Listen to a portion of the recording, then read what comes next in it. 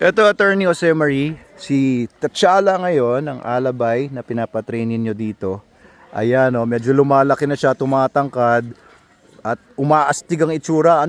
Kumusta na training nito, Sir Faisal? Okay, nasa under bite development pa rin po kami. Bite development. Kumusta naman? May potential ba? Opo. May Oo. potential siya.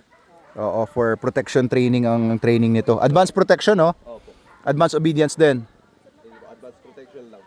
Ba't hindi pa in advanced obedience? Maganda to kung naka-advanced obedience din para off-leash lahat. Ayan, si T'Challa ay isang alabay or Central Asian of Charka. Puppy pa lang siya. Saka hindi mga force yung pinakang bite development niya kasi Oo, nagpapalit pa ang ngipin yan. pa eh, Oo, yung unang milk ngipin teeth pa niya to. oh. Ang liliit. Ang ninipis pa ng ngipin ni T'Challa. Ayan, alabay. Kasama niya yung Canicorso kanina. Reactive siya sa ibang aso.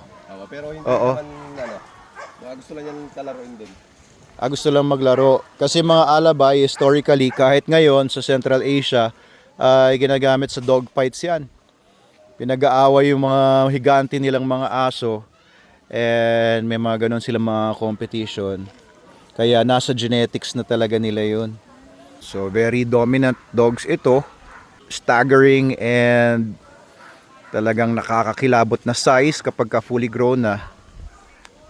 Kaya magandang guard dogs din if properly trained. If not, maaaring malaking liability din.